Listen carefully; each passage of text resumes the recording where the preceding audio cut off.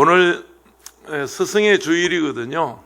그래서 설교를 준비하다가 어떤 선생님 이렇게 한 분을 딱 한 어떤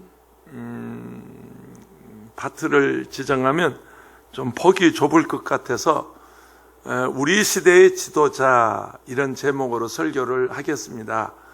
우리 시대의 선생님 그런 말도 되고요, 우리 시대의 부모님 그런 말도 되고요, 우리 시대의 아버지, 본받을 아버지, 모범적인 어머니 뭐 그런 말도 되고요. 그래서 오늘 우리 시대의 지도자라는 제목으로 함께 은혜를 나누겠습니다. 미국의 가장 존경받는 전직 대통령 그러면 뭐 여러 분 많이 있어요. 네, 에브라함 링컨일 것입니다. 이분은 노예 해방을 주도했을 뿐만 아니라 남북 전쟁, 그 민족의 비극이었죠. 그 전쟁을 승리로 이끈 그야말로 존경받는 인물입니다. 에브라함 링컨에게는 우동령 좌 뭐 그러듯이 우백호 좌청룡 뭐 그러듯이 그런 그 장수 두 사람이 있었습니다. 하나는 리 장군이고요, 하나는 미드 장군이었는데 전쟁이 딱 터졌어요. 그때 리 장군은 제가 각하를 존경하고 각하 밑에 이렇게 녹을 먹고 있지만 저는 제 고향이 남군입니다. 남쪽입니다. 그래서 각하를 존경하지만 저는 제 고향을 위해서 싸워야 합니다. 그리고 이제 탁 인사하고 떠나요. 그래서 남북전쟁 때 남군의 총사령관이 됩니다. 리 장군요. 그리고 이제 북군의 주인은 역시 에브라함 링컨이 이렇게 진두지휘하는 에브라함 북군의 사령관, 남군의 사령관. 그 남군의 사령관이 수하에 있던 사람이에요. 그런데 그 남북전쟁의 가장 치열한, 미국 남북전쟁입니다. 치열했던 전투가 그 유명한 게티즈버그 전투입니다. 게티즈버그 이런 전투인데요. 게티즈버그 전투입니다. 이때 남군 북군에서 한 5만 명의 사상자가 생겼습니다. 아주 치열한 전투인데 그때 이제 북군의 승리를 해요. 총사령관 에브라함 링컨이지만 그에게는 조지 고든 미드 장군이라고 하는 이 장군이 남군의 총사령관 리 장군하고 정면 이제 전투를 하는데 대승을 거둬요. 그리고 이제 남군의 리 장군은 밀리죠. 계속 후퇴하고 밀리다가 마지막에 이제 안 되겠다 싶어서 항복하러 가는 길입니다. 애틀랜타에 혹시 가시게 되면 스톡 마운틴이라고 하는 그 명승지가 있습니다. 그 스톡 마운틴은 큰 산이 완전 바위예요. 그냥 바위로 된, 그야말로 산으로 된 바위로 된 산인데 그 산 중턱에다가 저기 보시면 이 사람들이 있는 그 안쪽에 벽에 저렇게 새겼어요. 저 장면이 어떤 장면이냐면 리 장군이 에브라함 링컨에게 항복하러 가는 장면입니다. 말에서 투구를 벗고요, 투구를 딱 끼고 말꼬피를 잡고 더그덕 패장으로서 이제 승자에 가서 무릎을 꿇는 그런 내용이 저 그림인데요. 그때 무릎을 꿇고 리 장군이 했던 유명한 말이 있습니다. 나는 전쟁에 패해서 각하에게 항복하는 게 아닙니다. 이렇게 하는 것이 하나님의 뜻인 줄 알아서 내가 무릎을 꿇는 겁니다. 아주 감동적인 그 애틀랜타 여행 가시면 저걸 밤에 이렇게 역사를, 미국의 200년 역사를 쫙 보여주는 그런 그림이 있는데요. 그 게티즈버그 전투에서 대승을 거둔 조지 고든 미드 장군에게 에브라함 링컨은 짤막한 편지 한 장과 총공격 명령을 내립니다. 이제 그 공격에 남군이 무너져 버린 거거든요. 그때 그 편지 내용이 이런 것입니다. 만약에 실패하면 모든 책임은 총사령관 내게 지겠소. 내가 지겠소. 고든 장군, 미드 장군, 총공격하시오. 성공하면 모든 공은 당신이 세운 것이요. 실패하면 내가 잘못한 거고, 성공하면 당신이 잘한 것이요. 그리고 이제 편지 한 장과 더불어 그 장군에게 총공격 명령을 내립니다. 그 지도자로서의, 에브라함 링컨은 지도자로서의 그 어떤 품격, 책임감, 잘하면 당신 것이요, 잘못한 건 내가 책임지겠소 하는 그런 그 리더십, 그래서 존경을 받는 인물입니다. 우리나라 그런 분들이 좀 있었으면 좋겠습니다. 5.18 사건 내일인데요, 내가 잘못했습니다. 어쩔 수 없이 그대 내가 공격명령 했습니다. 내가 죽일 놈입니다. 무릎 꿇고 내가 잘못했습니다. 내 책임입니다. 연희동에 사는 전화무게가 한마디만 하면요, 우리 국민들은 다 눈물을 흘릴 사람들이에요. 정에 약해서요. 그렇게 말하면 더 묻지도 않고 따지지도 않고요, 그냥 함께 얼싸안고 그냥 물어버릴 이 착한 백성들 앞에서 끝까지 아니라고, 나는 그런 적이 없다고. 그럼 누가 했어? 그래서 이 사회를, 아니 그뿐만 아니라 전화무게만 그런 게 아니에요. 여러분 그 장관 청문회나 무슨 그 보세요. 아무도 내가 잘못했습니다, 내가 그때 실수했습니다, 아니 그렇게 말하는 사람이 아무도 없어요. 이게 우리 사회 비극입니다. 어떤 지도자가 존경받냐면 책임을 질 줄 아는 지도자. 할렐루야. 내가 잘못해서 그랬다고 말하는 사람이 없습니다.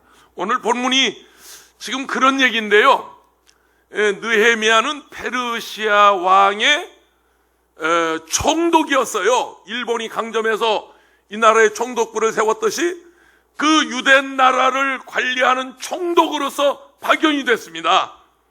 그래 그 임무가 예루살렘 성벽을 재건하는 일이었어요. 여러분, 페르시아 제국이 유대를 점령해서 그 백성의 녹을 먹는데 오히려 느헤미야는 총독으로 파견돼서 아닥사스 왕에게 간청을 합니다. 이 성벽이 무너졌는데 이거 다시 재건할 힘을 주세요. 내게 그런 권한을 주세요.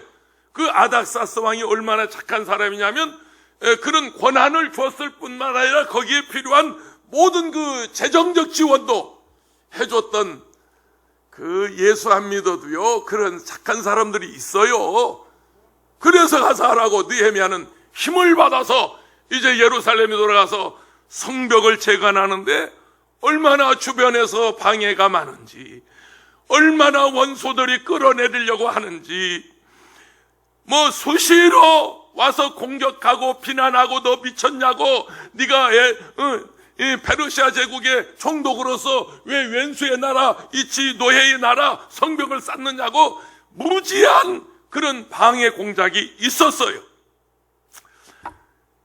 그래서 당시 느헤미야는 해가 뜰 때부터 그런 극심한 방해 공작을 그가 경계하면서 창을 들고 경비하고 그렇게 위협을 느꼈어요. 칼을 들고 그리고 공사를 하고 총리로서, 총독으로서 그런 위협, 생명의 위협을 느끼면서 공사를 진행했습니다. 백성들은 지도자를 원망합니다. 총독을 원망합니다. 극심한 가난 때문에 먹고 살기도 힘드는데 이게 무슨 짓이냐고 실제로 그랬거든요. 흉년이 들었어요. 그러니까 아니 우리가 그냥 살아도 지금 힘드는데 무슨 성벽을 쌓느냐고, 나라를 빼앗기고 이 지경이 됐는데 성벽은 무슨 성벽이냐고 백성들이 원망하죠. 원수들이 공격하죠. 그때 귀인들과, 오늘 본문에 민장들이라는 말이 나와요. 귀인들과 민장들이라는 말이 나오는데 민장이라는 말은 우리말로 말하면 면장이라는 말이요, 백성들의 우두머리를 말합니다. 추장을 말하고 어떤 면장, 옛날에 우리 어렸을 때 구장 양반, 이장 양반, 면장 어른, 군수 영감 그렇게 부르듯이 민장이라고 하는 것은 백성들의 우두머리를 말하는데, 느헤미야는 그 귀족들과 민장들을 모아서 이제 설득하는 겁니다. 그들은 지금 백성들의 고혈을 빨아서 세금을 거둬서 자기 배를 채우기에 급급하고 있어요.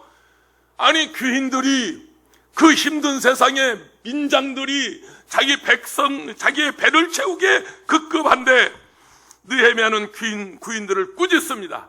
아니, 백성이 먹고 살기 힘드는데 이렇게 하면 되겠냐고, 그러면서 구체적인 대안을 세워요.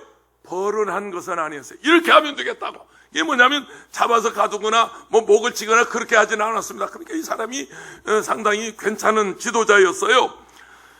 이렇게 제기합니다. 귀인들을 꾸짖은 다음에 구체적인 대안을 제시하기로, 자, 돈을 꾸어줬으면 이자 받지 마라. 돈을 꾸어줬으면 가난한 사람이 꾸어줘 이자 받지 마라. 그 다음에 빚을 빙자해서 가난한 사람들로 빼앗은 밭이 있거나 포도원이 있거나 그 다음에 집이 있으면 조건 없이 돌려줘라. 아니, 먹고 살기 힘들어서 집을 잡히고 밭을 잡혔으면 그거 조건 없이 돌려줘라. 내가 벌하지 않을 테니까 돌려줘라. 요즘 말로 말하면 비상사태를 선포한 겁니다. 행정명령을 내린 겁니다. 총독이 그런 권한이 있었어요. 행정명령을 내린 거예요. 반성하는 의미로 부자들은 그동안 가난한 사람들에게 빼앗은 돈이나 곡식이나 포도주나 기름이 있으면 다 주지 말고 100분의 1만 돌려줘라. 아주 느헤미야는 합리적인 그런 지도자였어요.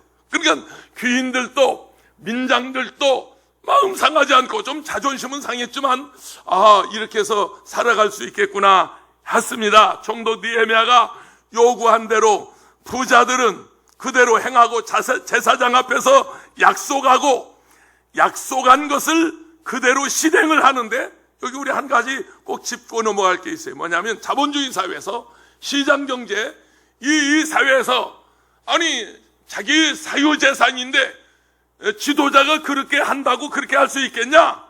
이번에 여러분 어쩝니까? 재난 기부금 주면서, 자, 받지 않을 분들은 스스로 기부하도록 해라. 참 아주 좋은 그는 아이템이었던 것 같습니다. 제가 강남 기도원 기도하면서 성회하면서 그 원장이 그러더라고요. 너 받았냐? 그래서 받았지? 나는 기부했다 그러더라고요. 그래, 너나 기부해. 나는 받을란다. 더 받으면. 그건 아주 어떤 개인의 인격, 자유, 존중하면서도 그래도 나라를 통치하는 그런 리더십, 굉장한 좋은 리더십에 같습니다. 사유재산을 인정하는 사회에서 기득권층들이 자기 것을 그렇게 쉽게 포기할 수 있었던가? 어떻게 자기 것을 그렇게 양보하고 포기하고 내놓을 수 있었던가? 그 총독 느헤미야의 그 무리한 요구에 그들이 왜 반발하지 않았을까? 왜 반발했다는 말이 성경이 기록되지 않았을까? 세 가지 이유 때문에 그렇습니다. 오늘 잘 들어보세요. 첫째는요, 14절입니다. 또한 유다 땅 총독으로 세움을 받은 때 곧 아닥사드 왕 제20년부터 제32년까지 12년 동안은 나와 내 형제들이 총독의 녹을 먹지 아니하였느니라. 느헤미야는 어떤 부자들 내놔라, 민장들 내놔라, 그 말이 아니었어요. 그렇게 말하기 전에 나와 내 가족들은 당연히 받아야 할 총독의 녹을 내가 거절하겠다. 나는 기득권을 포기한다. 내게 주어진 의무를 포기하겠다. 그러니까 귀인들도 반발하지 못하는 거예요. 민장들이 거기에 대한 이의를 제기 못한 거예요. 14절에 보면 그러죠. 이전의 총독과는 달리 느헤미야는 백성에게 무거운 부담을 주지 않았어요. 돈을 긁어내려는 그런 어떤 사익을 챙기는 지도자가 아니라 공익을 위해서 자기의 기득권을 내려놓는, 할렐루야. 여러분, 이런 시대에 이런 지도자가 필요한 것입니다. 아닥사와서 20년 총독은 임명받아서 10여 년 동안 총독으로 있으면서 자신의 몫을 위해서 당연히 백성들로 하여금 세금을 거둬서 월급을 받을 수 있단 말이에요. 여러분, 우리 대통령도 국무총리도 국회의원들도 국민의 세금으로 월급 주는 거 아닙니까?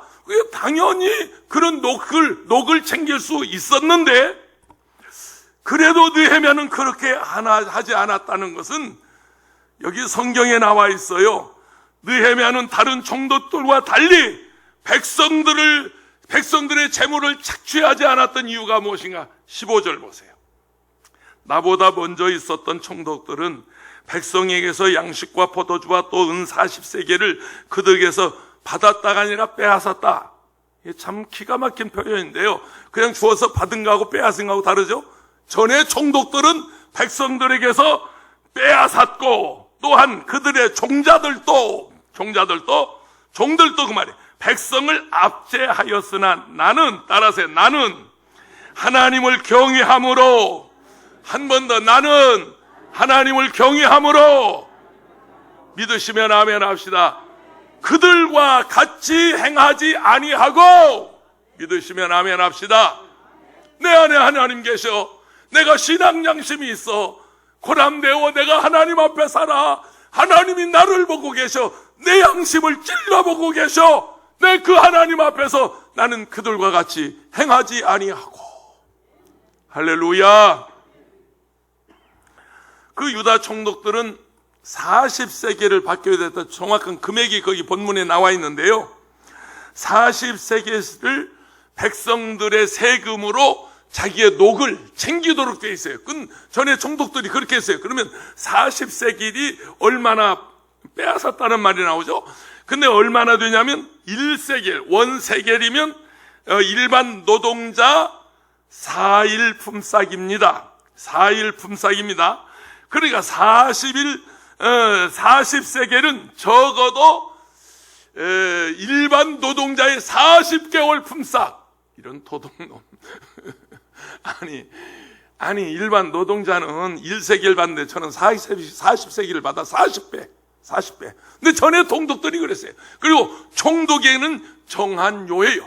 그렇게 받을 수 있는 자격도 있고, 그렇게 백성들로 하여금 부과할 수 있었는데도 불구하고, 그뿐만 아니라 양식과 포도주까지 백성에게 받았다면 이전의 총독들은 과하게 받았다는 거예요.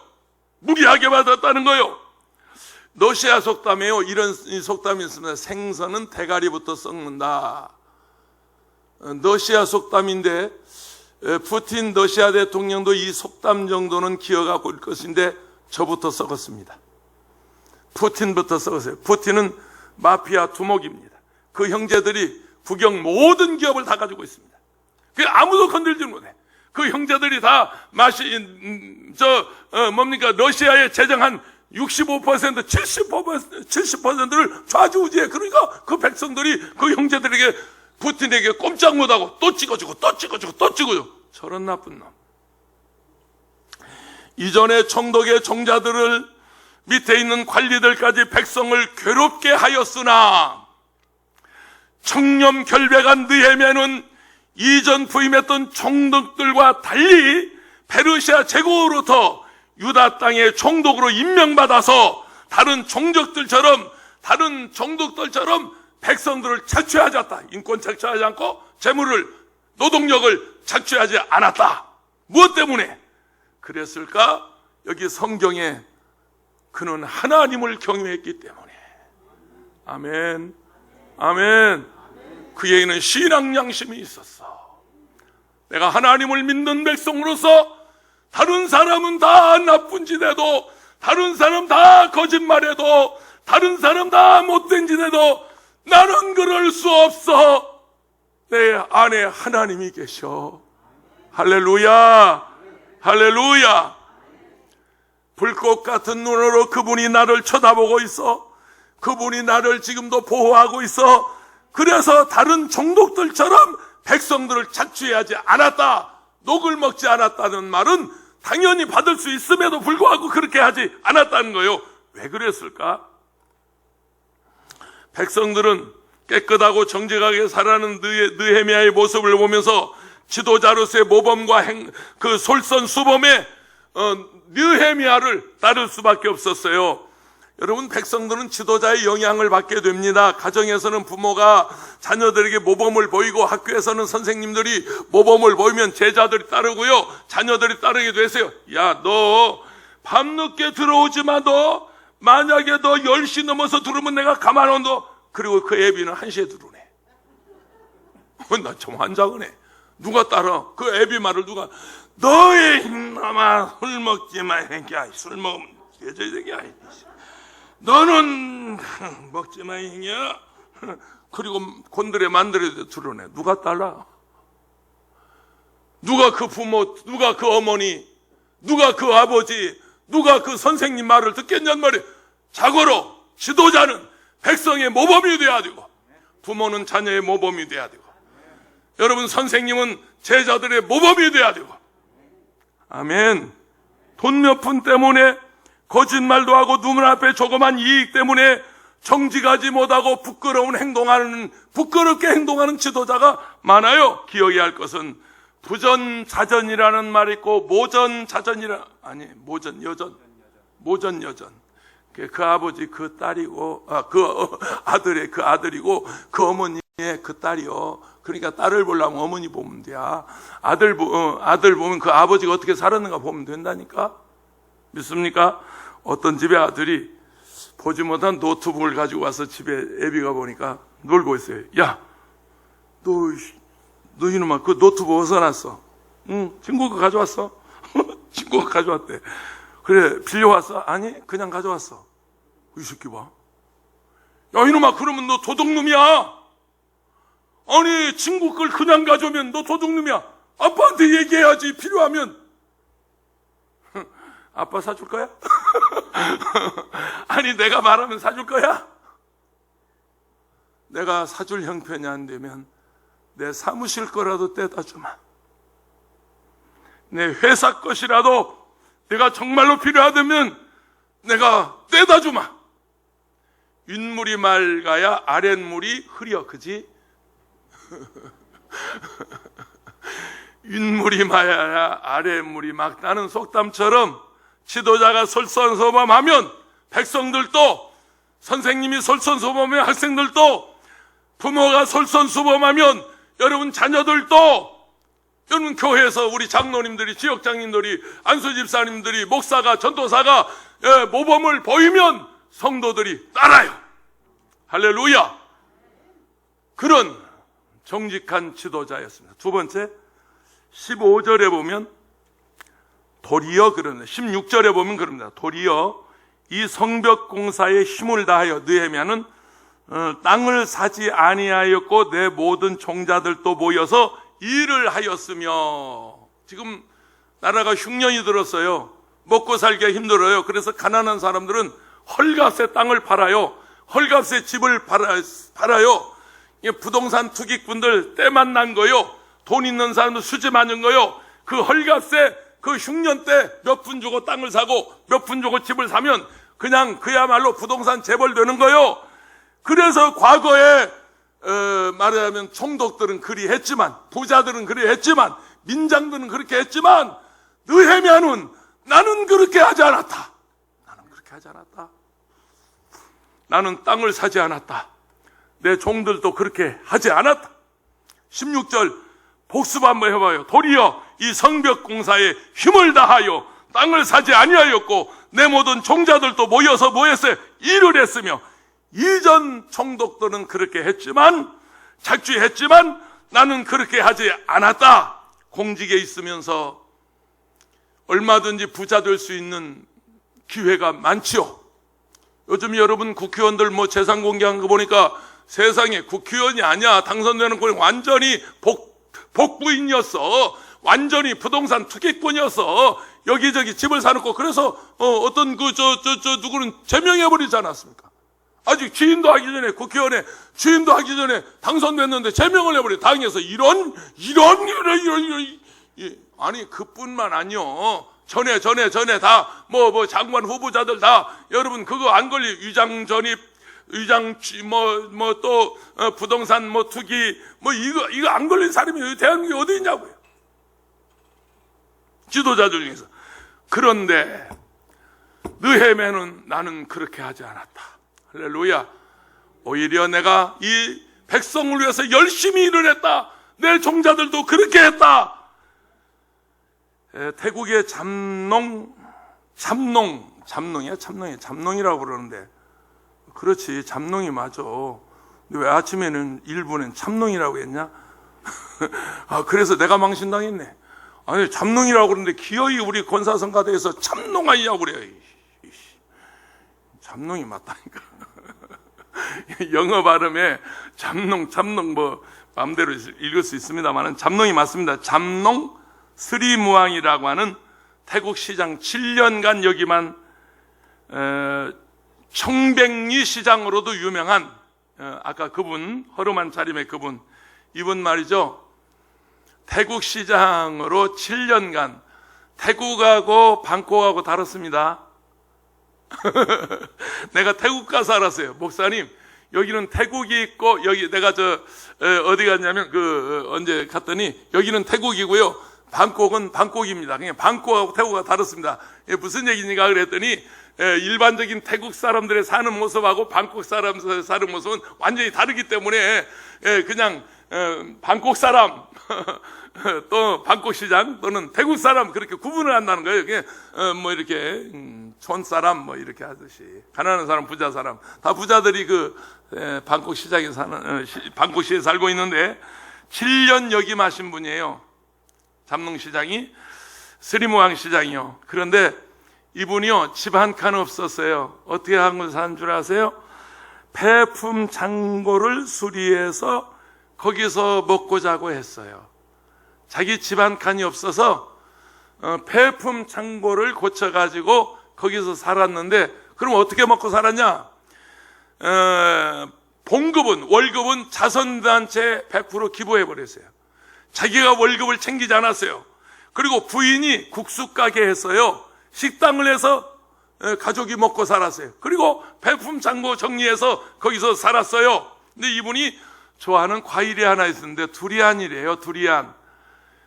퀴퀴한 냄새 때문에 그 비행기에도 저건 안 실어줘요. 큰일 납니다.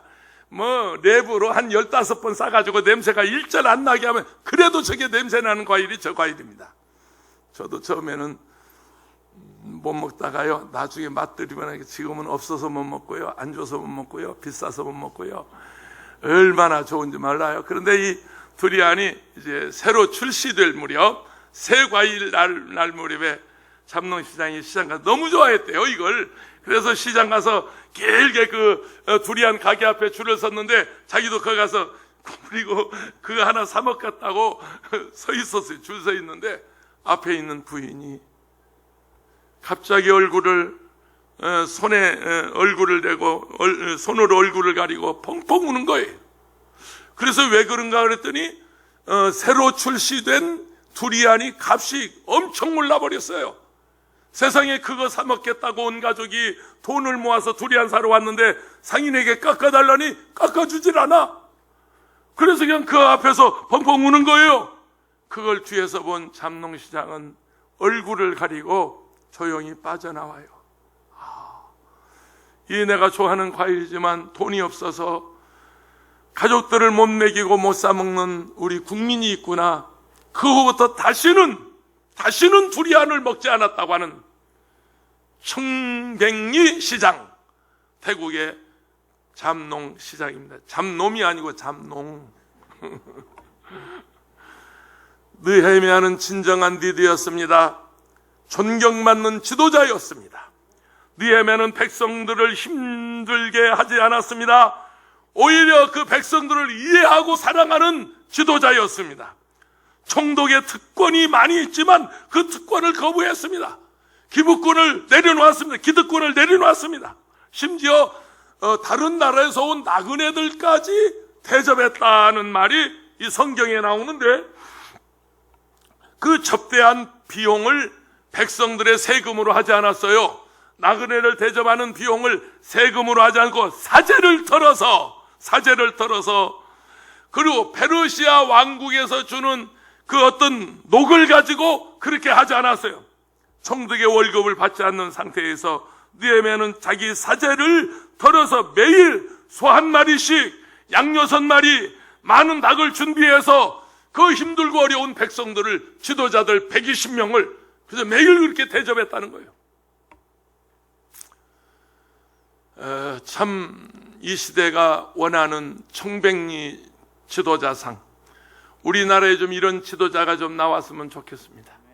세 번째, 느헤미야는 17절 18절에 보면 꿈과 희망을 주는, 백성에게 꿈과 희망을 주는 지도자였어요.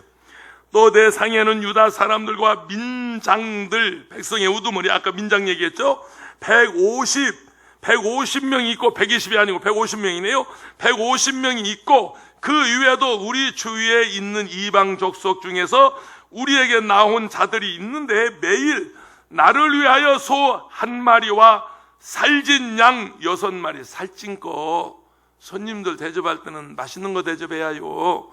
빼빼 말른 거 잡아가지고 그거 대접하지 말고, 살찐 양 6마리를 준비하며 닭도 많이 준비하고 열흘에 한 번씩은 각종 포도주를 갖추었나니, 비록 이같이 하였을지라도 내가 총독의 녹을 요구하지 아니하였으면 이 백성의 부역이 중함이었더라. 백성이 힘들고 어려운데 나만 잘 먹고 나만 즐기면 되겠냐? 내가 손님들 대접한다고 해오라고 하면 되겠냐? 백성의 부역이 중하였더라. 사랑하는 성도 여러분, 백성들이 그 없는 살림에 흉년이 들었을 때 성벽을 재건하느라 얼마나 힘을 들였겠어요. 그런데 느헤미야는 그 백성들에게 꿈을 심어주고 희망을 심어주고 우리도 잘 살 수 있다고 말하고, 할렐루야. 느헤미야는 사리사욕을 취한 전임 총독들과는 달랐어요. 어려운 백성들을 불쌍히 여길 줄 아는 사랑 많은 지도자, 이해심이 많은 지도자. 여러분 영화 보셨나요? 웰컴 투 동막골. 이게 외국 영화 아니에요. 한국 영화입니다. 웰컴 투 동막골. 저 웃는 사람이 누구요? 저 사람 주인이 누구예요? 저 배우. 이씨, 웃어. 남 설교하는데 왜 웃고 있냐? 웰컴 투 동막골의 한 장면입니다. 전쟁 영화죠. 인민군 장교가 동막골 촌장께 이렇게 질문해요. 천장동무, 뭐 그랬겠죠. 어떻게 고함 한 번 안 지르고 이 동네를 이렇게 통솔할 수 있습니까?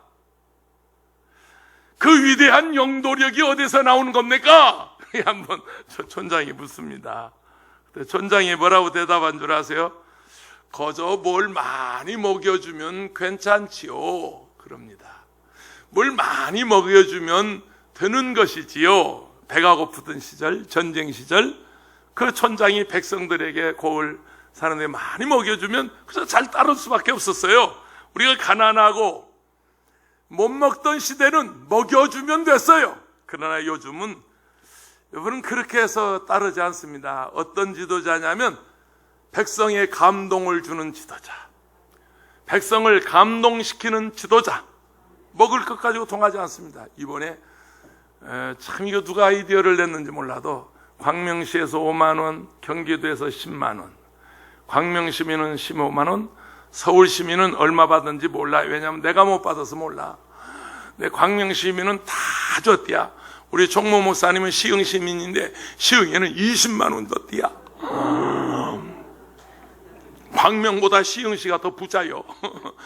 서울은 뭐 35만 원가 줬다는데, 중요한 건 그 국가에서 주는 거기에서 그건 또 딱 까고 준다네. 그게 그거요.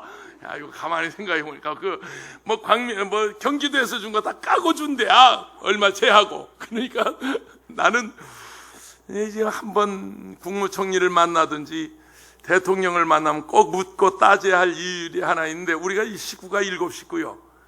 아니, 4식구 있는 집도 100만 원, 7식구 있는 집도 100만 원, 5식구 있는 집도 100만 원, 이게 뭐요?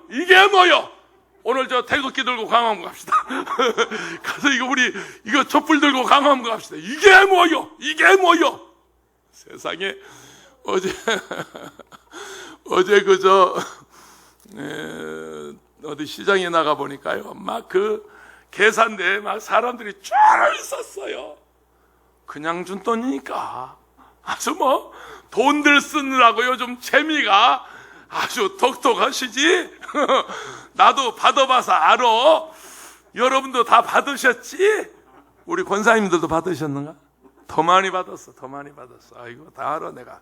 그냥 꿍쳐놓고 지금 안 내놓는데, 그거 안 내놓으면 없어져. 그러니까 얼른 내놔. 그거, 시한부에 시한이 있어가지고, 언제까지 안 쓰면 다 무효화돼. 그러니까 오늘 점심사. 할렐루야. 나는 살 게 없다니까. 왜냐면, 식구가 7인데, 우리 애들 시장 한번 가면 20-30만 원씩 써버려. 공짜로 나왔는데 막 써라, 막 써. 잘 아시는 헬렌 켈러, 삼중고의 아픔이 있었어요. 압을 보지 못하고 듣지도 못하고 말도 못했어요. 근데 이분이요, 법학 박사예요. 인문학 박사입니다. 어떻게 듣지도 말도 못하고 보지도 못하는 이분이 그렇게 됐는가? 그에게는 살리반 선생님이 계셨어요. 선생님이 이분인데요, 손바닥에 글을 써주면서 제자를, 선생님 이쁘다 가르쳤어요. 그래서 제자를 그렇게 훌륭하게 만들었어요. 느헤미야는 도탄 중에 있는 자기 백성에게 성벽을 쌓게 하면서 나만 잘 먹고 나만 잘 살 수 없다, 백성과 함께 고난을 당하고 그들에게 용기를 주고 그들에게 힘을 주고 자신감을 주고, 잘 살아보세, 우리도 한번 잘 살아보. 우리 못 살 때요, 국민 찬송가였어요. 거리거리에서 새마을 운동할 때, 막 산업화로 가면서 길을 넓힐 때, 박정희 대통령 공과가 많이 있지만 이 가난한 백성을 잘 살게 하겠다고 하는 그 의지, 그 신념, 어찌하든지 우리도 한번 잘 살아보자고, 우리도 한번 잘 살아보자고.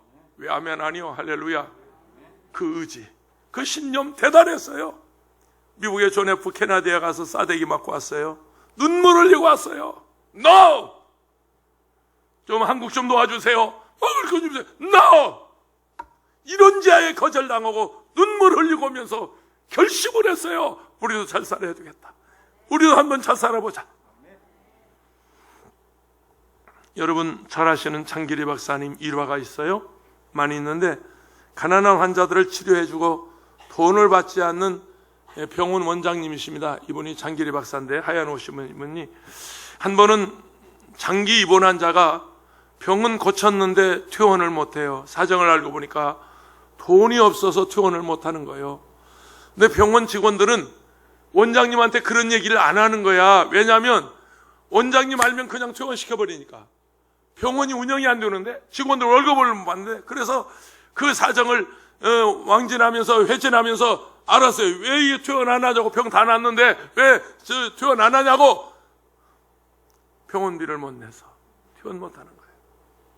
아무 말하지 않고 그날 밤중에 나와요. 직원들 다 퇴근하고 앞에 정문만 경비원이 지키고 있는데 뒷문을 살짝 열어놓고, 빨리 도망가라고, 내가 뒷문 열어놨다고, 얼른 도망가라고, 나중에 돈 있으면 갖다 갚으라고. 그런 그 지도자, 이 시대는 그런 지도자가 필요합니다. 느헤미야처럼 깨끗하고 정직한, 그리고 백성을 이해하고 사랑할 줄 아는 그런 모범적인 지도자. 오늘 스승의 날입니다. 우리 부모님들도 스승입니다. 학교 선생님들도 스승입니다. 우리 모두는 다 스승님들입니다. 우리는 모두 다 리더들이고 모두 지도자들입니다. 그럴 때 하나님이 은혜를 주세요. 19절 마지막, 내 하나님이여 내가 이 백성을 위하여 행한 모든 일을 기억하사 내게 은혜를 베푸시옵소서. 하나님 고맙습니다.